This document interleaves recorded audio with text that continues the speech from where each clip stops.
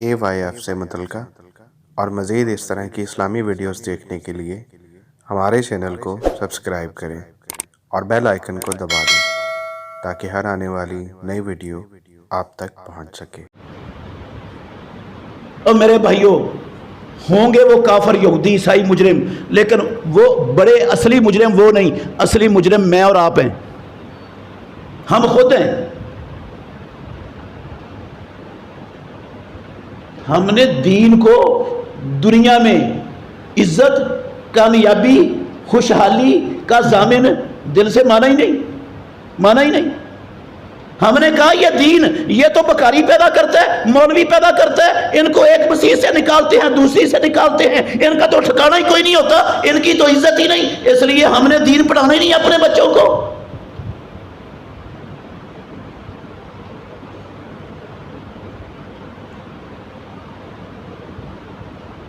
جبکہ دین دنیا میں بھی عزت دینے والا تھا، آخرت میں بھی جنت دینے والا تھا۔ واحد شے تھی دنیا میں جو دنیا بھی سنوارتی تھی اور جو آخرت بھی مسلمانوں کا سنوارتی تھی، اس کو ہم نے کھڈے لگا دیا، مسجد میں نظر بند کر دیا، اور معذور اور جو کسی کام کا نہیں ہے ہمارا مال، وہ اس کو اس کے لیے وقف کر دیا۔ یہ سلوک کیا ہم مسلمانوں نے، اور جو اچھا مال تھا وہ سیکولر اور لبرل بنانے کے لیے ان اداروں کے اندر ہم نے لبرل بنانے کے لیے بھیج دیے، وہ لبرل بن گئے، سیکولر بن گئے، باتیں بھی وہی کرتے ہیں، سوچیں بھی وہی بن چکی ہیں ان کی۔ جب دین سے، جو قومیں دین سے بے وفائی کرتی ہے، وعدہ یہ کیا تھا رب سے کہ یا اللہ دے دے ملک، لا الہ الا اللہ محمد الرسول اللہ کا نظام لائیں گے، ہم نے غداری کی رب کے ساتھ، یہ وعدہ کر کے رب نے لا الہ الا اللہ کی بنیاد پر ملک دیا، ہم نے لا الہ الا اللہ کی دھجیاں اڑا کے رکھ دی۔ رب نے محمد الرسول اللہ صلی اللہ علیہ وسلم کے نام پر اس نعرے پر ملک دیا، ہم نے دھجیاں اڑا کے رکھ دی، لا الہ الا اللہ کی بھی اور محمد الرسول اللہ کی بھی۔ پھر پروردگار ہم پر رحمتیں نازل کرے، عزت، آزادیاں، خوشحالیاں، کامیابیاں دے ہمیں۔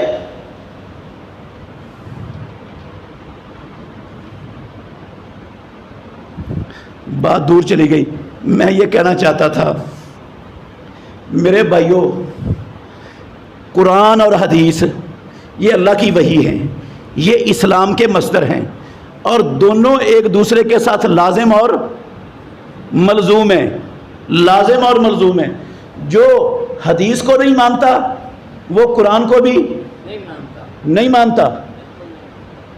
کروڑ کہے میں اہل قرآن ہوں، کذاب ہے، جھوٹا ہے، دجل کر رہا ہے، دجال ہے، سوال پیدا نہیں ہوتا۔ جو حدیث کو نہ مانے وہ قرآن کو مانتا ہو۔ میں اس کے دلائل دیتا ہوں آپ کو۔ قرآن مجید میں وقت نہیں تفصیل کا، آیتیں پڑھ دیتا ہوں، یہ بچے انشاءاللہ، یہ عبداللہ منیر صاحب ہیں، ان سے ترجمہ پوچھ لینا۔ اللہ نے فرمایا قرآن مجید میں، یہ دو چند آیتیں سناؤں گا صرف۔ وما ارسلنا من رسول الا لیطاع باذن اللہ قل اطیعوا اللہ والرسول فان تولوا فان اللہ لا يحب الکافرین یا ایھا الذین آمنوا اطیعوا اللہ واطیعوا الرسول ولا تبطلوا اعمالکم۔ درجنوں آیتیں ہیں اس طرح کی قرآن مجید میں، غور کرنا، جن میں اللہ رب العالمین نے اپنی اطاعت کے ساتھ محمد الرسول اللہ صلی اللہ علیہ وسلم کی اطاعت کا حکم دے دیا ہے، اور محمد الرسول اللہ صلی اللہ علیہ وسلم کی مطلق اطاعت کو اپنے بندوں پر فرض کر دیا ہے۔ اب ان آیتوں کے اندر پورے قرآن میں ایک لفظ کوئی مائی کا لال نہیں دکھا سکتا کہ اللہ نے ان آیتوں کے اطلاق کو کسی شرط کے ساتھ مقید کیا ہو، کسی قید کے ساتھ ان کی تخصیص کی ہو۔ یہ عام اور مطلق آیتیں ہیں، ان کے اندر کوئی تخصیص اور کوئی تقیید نہیں۔ میرے محترم بھائیوں، اس کا ان آیتوں کا مطلب ہے محمد الرسول اللہ صلی اللہ علیہ وسلم کی اطاعت کرو ان امور میں بھی جو وہ قرآن پڑھ کر تمہیں کہیں، اور ان امور میں بھی جو قرآن پڑھنے کے علاوہ وہ اللہ کی دوسری وحی کے ذریعے تم سے کچھ کہیں، ان کی بھی اطاعت کرو، ان کی بھی اطاعت کرو، کیونکہ آیات عام ہیں۔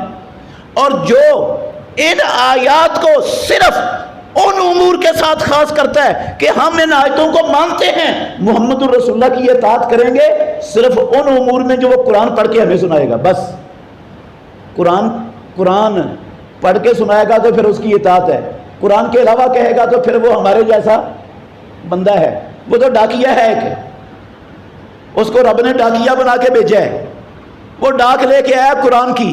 قرآن ہم مانیں گے، جو قرآن سے کہے گا اس کی اطاعت کریں گے، جو قرآن سے علاوہ کہے گا اس کی اطاعت۔ اب جو ان مطلق آیات جو عام اور مطلق ہیں، ان کو ان کے ساتھ، ان امور کے ساتھ خاص کرتا ہے جو محمد الرسول اللہ صلی اللہ علیہ وسلم قرآن کے اندر سے پڑھ کے سنائیں، اور دوسروں میں نہیں مانتا، وہ قرآن کی ان آیتوں کو مانتا ہے؟ نہیں مانتا۔ کوئی لفظ بھی اس کے پاس نہیں ہے تقیید والا، تخصیص والا، وہ قرآن کی ان آیتوں کو نہیں مانتا۔ اور جو قرآن کی اتنی درجنوں آیتوں کا انکار کر دے، اس کا اسلام سے کیا تعلق رہ جائے گا؟ وہ کیسے کہے گا میں قرآن کو مانتا ہوں؟ اسی طرح اللہ نے فرمایا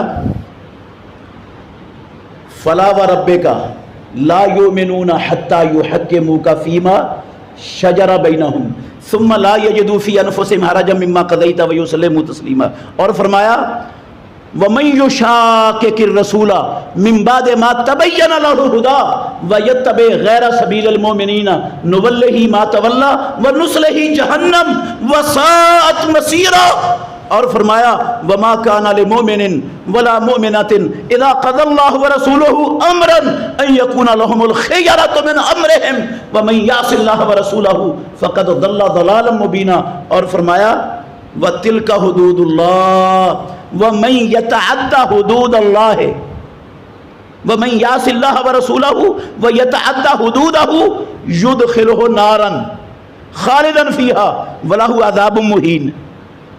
کیا مطلب ہے؟ جو محمد الرسول اللہ کے فرمان کو، آپ کے حکم کو، آپ کے فیصلے کو دل و جان سے ظاہراً اور باطناً تسلیم نہیں کرتا، وہ اسلام سے نکل گیا، کفر میں داخل ہو گیا، گمراہی کا شکار ہو گیا، ہمیشہ کے لیے جہنمی بن گیا۔ یہ رسول اللہ صلی اللہ علیہ وسلم کا فیصلہ، چاہے وہ قرآن کے اندر سے سنائیں چاہے قرآن کے علاوہ سے سنائیں، سب کے لیے یہ آیات مطلق ہیں اور عام ہیں اور قطعی آیتیں ہیں۔ جو قرآن کے علاوہ میں، جو اللہ کے نبی نے قرآن کے علاوہ پہنچایا رب کا حکم ہم تک، جو ان کی مخالفت کو، اسلام سے نکلنا، کفر میں داخل ہونا، جہنم کا ایندھن بننا، گمراہ ہونا نہیں سمجھتا، وہ قرآن کی ان آیتوں کو مانتا ہے؟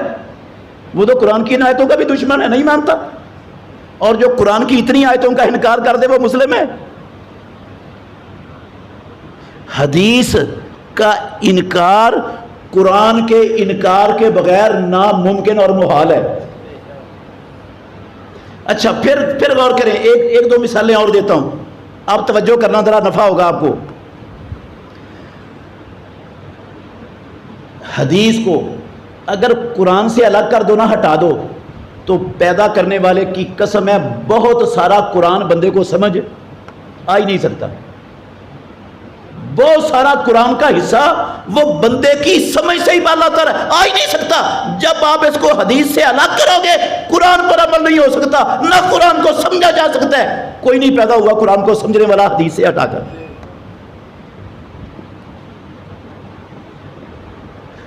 کیا خیال ہے؟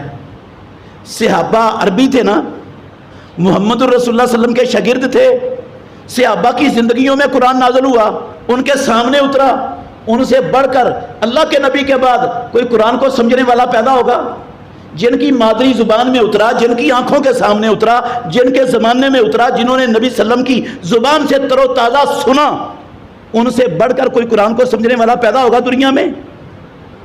آیت آ گئی الذین آمنوا ولم یلبسوا ایمانہم بظلم اولئک لہم الامن وہم مہتدون۔ وہ لوگ جو ایمان لائے اور انہوں نے اپنے ایمان کو ظلم کے ساتھ خلط ملط نہیں کیا، انہی کے لیے امن ہے، اور صرف وہی لوگ ہدایت یافتہ ہیں۔ جب یہ آیت اتری نا، بعض صحابہ رسول اللہ صلی اللہ علیہ وسلم کے پاس آ گئے، ان کو آیت کی سمجھ ہی نہیں آئی، اصل عربی ہے، ان کی زندگی میں اترا، نبی صلی اللہ علیہ وسلم کی زبان سے سنا، امام الانبیاء کے شاگرد ہیں، سمجھ ہی نہیں آئی آیت کی۔ کہنے لگے اللہ کے نبی، وَأَيُّنَا لَمْ یلبس ایمانہ بظلم، ہم میں سے کون بندہ ہے جس نے اپنے ایمان کو ظلم اور زیادتی کے ساتھ خلط ملط نہیں کیا؟ غلطیاں تو اب سب سے ہوتی ہیں، کون بندہ ایسا؟ تو اس کا مطلب ہے امن اور ہدایت ہمارے لیے نہیں، یہ کسی اور قوم کے لیے۔ رسول اللہ صلی اللہ علیہ وسلم نے فرمایا، او میرے صحابہ، جو تم سمجھے ہو یہ مطلب نہیں ہے یہ ظلم کا، اس ظلم سے مراد وہ ہے جو لقمان علیہ السلام نے نصیحت کرتے ہوئے اپنے بیٹے سے کہا تھا، یا بنیا لا تشرک باللہ ان الشرک لظلم عظیم۔ اس ظلم سے مراد شرک ہے، اس ظلم سے مراد عام خطائیں، عام غلطیاں اور عام نافرمانیاں نہیں ہیں۔ ابو بکر، عمر، عثمان، علی، طلحہ، زبیر، سعد و سعید، سارے صحابہ، ابن عباس، ابن عمر، ہاں ان کو آیت کی سمجھ نہیں آئی، اور 14ویں صدی کے وہ حدیث کو الگ کر کے قرآن کو سمجھ لیں گے اس کو۔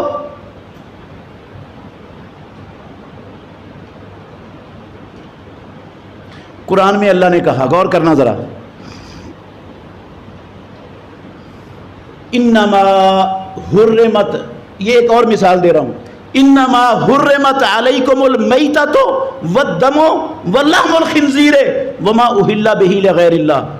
انما یہ کلمہ حصر ہے، انما کلمہ حصر ہے، اس کا مطلب ہے او مسلمانوں، صرف اور صرف اللہ نے یہ 4 چیزیں تم پر حرام کی ہیں، بس صرف یہ 4 چیزیں حرام ہیں، ایک مردار، ایک دم مسفوح، ایک خنزیر کا گوشت، اور ایک وہ چیز جس پر غیر اللہ کا نام لے لیا جائے، صرف 4 چیزیں حرام ہیں۔ قرآن نے کتنی چیزوں کو حرام کیا ہے؟ انما کلمہ حصر کے ساتھ کہا صرف 4 چیزیں حرام ہیں، اور دوسری آیت میں اللہ نے فرمایا، قل لا اجد فیما اوحی الی محرما، ادھر تو صرف کلمہ حصر تھا نا، ادھر اور زبردست تاکید کے ساتھ رب نے کہہ دیا، قل لا اجد، اے محمد الرسول اللہ بتا دو دنیا والوں کو، میں اللہ کا آخری نبی، میں نہیں پاتا ہوں فیما اوحی الی، اس دین میں جو آسمانوں والے رب نے مجھ پر وحی کیا ہے، محرمن حرام کیا ہوا، سوائے ان 4 چیزوں کے، الا ان یکون میتۃ او دما مسفوحا او لحم خنزیر فانہ رجس او فسقا اہل لغیر اللہ۔ ان 4 چیزوں کے علاوہ میں اللہ کی وحی جو مجھ پر آئی ہے اس میں کسی چیز کو حرام نہیں سمجھتا ہوں۔ تو کیا مطلب ہے پھر اس کا؟ گدھا حلال ہے، ہاں، کتا حلال ہے، شیر حلال ہے، چیتا حلال ہے، بندر حلال ہے، کیوں نہیں حلال؟ قرآن تو کہتا ہے صرف یہ چیزیں حرام ہیں، بس اور کوئی حرام ہے ہی نہیں۔ اب ان کی حرمت کی دلیل دو، قرآن سے کہاں لکھا ہوا ہے کتا حرام ہے، یہ گھریلو گدھا حرام ہے، شیر حرام ہے، چیتا حرام ہے، گیدڑ حرام ہے، چوہا حرام ہے، بلی حرام ہے، کہاں لکھا ہوا ہے؟ پڑھ کے دکھاؤ قرآن، لائے کوئی مائی کا لال، کسی ماں نے جنا ہے تو آئے میرے سامنے بتائے کہ قرآن کی فلاں آیت میں لکھا ہوا ہے یہ چیزیں حرام ہیں۔ جب حدیث کو چھوڑیں گے نا، ان حدیث کو چھوڑ کر، حدیث کو سائڈ پہ کر کے ان چیزوں کو حرام ثابت کرنے والا کوئی ماں نے جنا ہی نہیں آج تک، نہ جنے گی قیامت تک۔ یہ چیزیں کس نے حرام کی؟ اللہ نے۔ کیسے حرام کی؟ اپنے نبی کی زبان سے کروائی کی اللہ نے حرام۔ حلال و حرام صرف رب کا اختیار ہے، کیا رب نے، لیکن قرآن میں نہیں کیا، اپنے نبی کی زبان سے کروایا ہے۔ محمد الرسول اللہ صلی اللہ علیہ وسلم کی ڈیوٹی، اللہ نے جو حکم دیے نا امام الانبیاء کو، اور میرے محترم بھائیوں، ان میں ایک حکم یہ تھا وَأَنزَلْنَا إِلَيْكَ الذِّكْرَ لِتُبَيِّنَ لِلنَّاسِ مَا نُزِّلَ إِلَيْهِمْ، ہم نے آپ کی طرف ذکر اتارا تاکہ آپ لوگوں کو کھول کر بیان کر دیں جو ہم نے ان پر نازل کی ہے۔ بیان کرنا قرآن کو محمد الرسول اللہ کی ذمہ داری تھی۔ بیان کے دو مطلب ہیں، ایک ہے لفظوں کو بیان کرنا جیسے رب نے اتارے من وان ویسے ہی لفظ سارے لوگوں تک پہنچا دینے، اور ایک ہے ان لفظوں کا معنی اور مفہوم، جو آیتیں مجمل ہیں ان کی تفصیل، جو عام ہیں ان کی تخصیص، جو مطلق ہیں ان کی تقیید کر کے، یہ سارا بیان کس کی ذمہ داری ہے؟ محمد الرسول اللہ صلی اللہ علیہ وسلم کی۔ اب محمد الرسول اللہ کو الگ کر دو تو عام کی تخصیص، مطلق کی تقیید اور مجمل کی تفصیل کون بیان کرے گا؟ کہاں سے آئے گی؟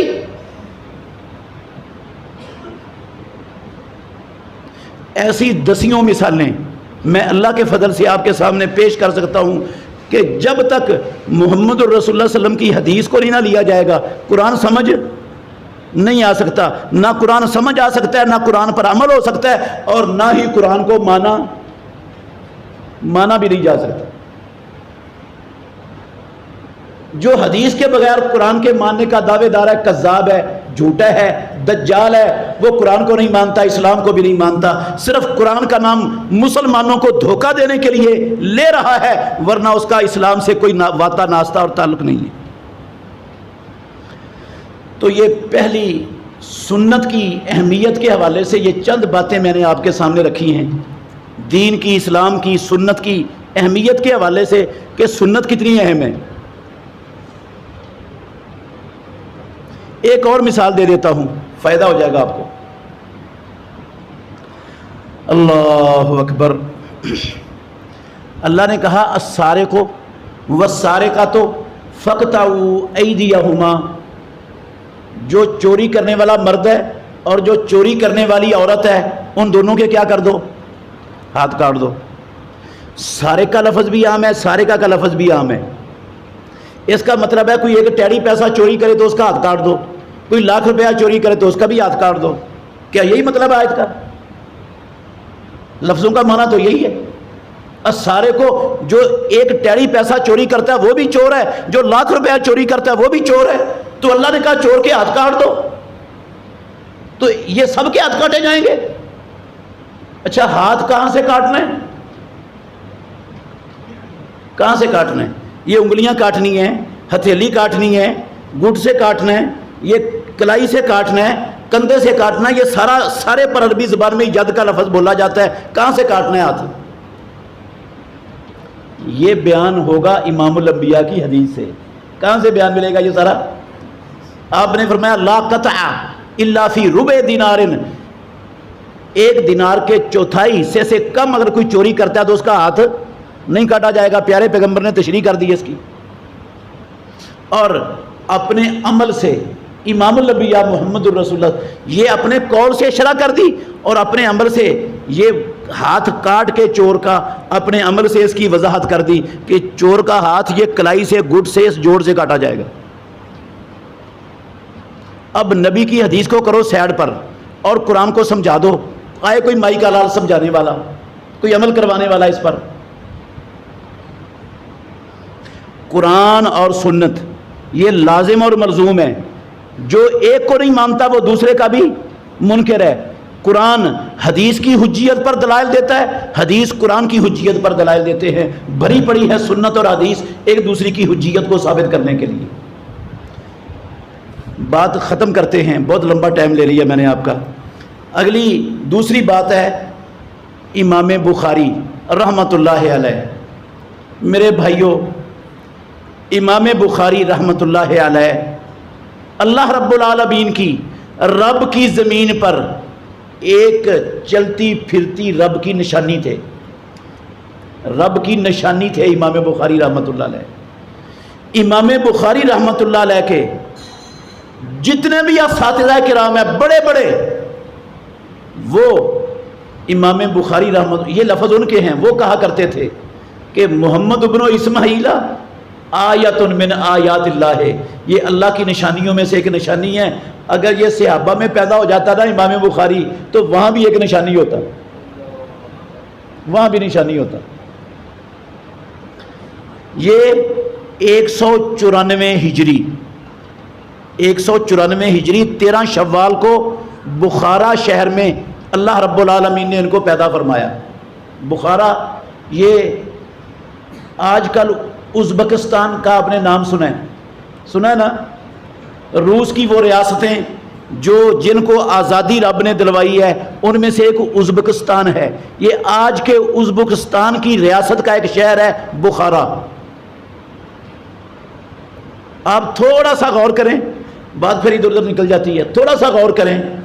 یہ بخارا ازبکستان جس جگہ پر جس شہر میں پیدا ہو کے جہاں امام بخاری رحمۃ اللہ علیہ نے پرورش پا کے امت مسلمہ پر اتنا بڑا احسان کیا کہ محمد الرسول اللہ صلی اللہ علیہ وسلم کی صحیح حدیث کا، مستند ترین حدیث کا سب سے بڑا ذخیرہ قیامت تک مسلمانوں کے لیے محفوظ کر کے ان تک پہنچا دیا۔ اتنا بڑا احسان کرنے والا، اتنا بڑا ادارہ، مدرسہ وہاں کا۔ جب مسلمانوں نے اللہ کے دین پر عمل چھوڑا، دنیا کے پیچھے پڑ گئے، جانوں کی بجائے مال سے محبت کرنے لگ گئے، تو نتیجہ کیا نکلا؟ وہ سارے مدرسے، وہ سارے علاقے، اللہ کی قسم جہاں سے بخاری نکلی، مسلم نکلی، ابو داود نکلی، ترمذی اور نسائی اور ابن ماجہ، جن علاقوں سے یہ ساری احادیث کا ذخیرہ امت تک پہنچا، وہ کیمونسٹوں کے کنٹرول میں آ گیا، پورے کا پورا علاقہ۔ ان کے مدرسے، ان کی مسجدیں وہ بدکاریوں کے اڈے بن گئے، گھوڑوں کے استبل بن گئے۔ وجہ کیا تھی؟ ہاں، وجہ کیا تھی؟ کیوں ہوا سب کچھ؟ اس لیے ہوا میرے بھائیوں، پیارے پیغمبر محمد الرسول اللہ صلی اللہ علیہ وسلم نے فرمایا تھا، اللہ اکبر، بعثت بین یدی الساعة بالسیف وجعل الذلۃ، بعثت بین یدی الساعة بالسیف وجعل الذلۃ والصغار علی من خالف امری۔ یہ ذلت اور رسوائی جو محمد الرسول اللہ کے سنت، آپ کے فرمان، آپ کے طریقے کی، آپ کے راستے کی مخالفت کرے گا، رب نے ان کا مقدر بنا دیا۔ مسلمانوں نے چھوڑا یہ عمل اللہ کے نبی والا، جس کا حکم اللہ نے اپنے نبی کو دیا، ساری امت مسلمہ کو دیا، مسلمانوں نے چھوڑا اسے، اور سارے علاقے مسلمانوں سے چھن گئے۔ وہ ادارے اور وہ سب کچھ دین کی تبلیغ کی بجائے وہ کیمونزم کے ادارے بن گئے، بدکاری کے اڈے بن گئے۔ اور پھر رب نے توفیق دی اپنے کچھ سر پھرے مخلص بندوں کو، سر پھروں کو کچھ کو رب نے توفیق دی، جن کو دولت سے، شہرت سے غرض نہیں تھی، جن کو مفاد سے غرض نہیں تھی، جو اپنی جانوں سے زیادہ اللہ کی قسم رب کے دین کے مفاد کو مقدم سمجھنے والے تھے، اللہ نے انہیں توفیق دی۔ پروردگار نے ان نہتوں، ان کمزوروں، ان بے بسوں، ان بے کسوں کے ہاتھوں دنیا کے اس سرخ ریش کو دنیا میں عبرت کا نشان بنا دیا، دنیا میں کیمونزم کعبے کے رب کی قسم دفن کروا دیا ان کمزوروں کے ہاتھوں۔ 10 سال کے اندر اندر وہ پورے کا پورا افغانستان ان کمزور لوگوں کے ہاتھوں، وہ ان کیمونسٹوں کے اسلحوں کا اور ان کی فوجوں کا قبرستان بن گیا۔ پھر ایک دوسرا بڑا دنیا کا جھوٹا خدا وہ آیا دندناتا ہوا، داڑتا ہوا، چنگاڑتا ہوا کہ یہ پاکستان ہے، یہ اسلام کا منبع، یہ جہاد کا بیس کیمپ نہیں رہے گا دنیا میں، ایسی تیسی ان کی میرے پاس کروز، ڈرون، ڈیزی کٹر، نیپام، کلسٹر، B-52 مدرہ فالدی بمز، میں دنیا کا سب سے زیادہ ٹیکنالوجی کا ماہر حامل، کچھ نہیں بچے گا میرے سامنے۔ پروردگار نے اس بدماش جھوٹے خدا کو بھی اپنے زخم چاٹنے پر مجبور کر دیا، کعبے کے رب کی قسم، اپنے انہی نہتے کمزور بندوں کے ہاتھوں، جنہوں نے ساری دنیا کے مسلمان حکمران کہتے تھے، انہیں کہتے تھے مان جاؤ، جو مانگتے ہیں دے دو، جو مانگتے ہیں کیا کر دو، دے دو، مان جاؤ، جھک جاؤ، ورنہ خیر نہیں۔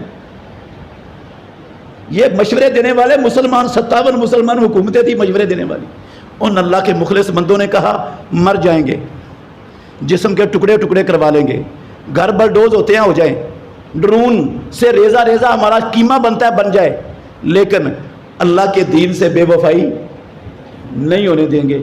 ان کمزوروں نے اس عزم کے ساتھ مقابلہ کیا، قسم ہے اللہ کی وہ پہلا جھوٹا خدا 10 سالوں میں برباد ہوا، اور یہ دوسرا 20 سالوں کے اندر عبرت کا نشان بننے جا رہا ہے انشاءاللہ۔